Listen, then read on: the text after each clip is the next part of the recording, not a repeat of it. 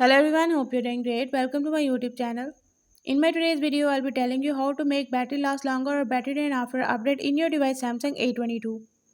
So if you want to know how to make battery last longer or battery drain after update in your device Samsung A22, you have to follow a few steps which I'll be sharing with you in my today's video. But before that, hit the red subscribe button and the bell icon so you are the first one to know when I upload anything new. Now watch this video and you will learn how to make battery last longer or battery drain after update.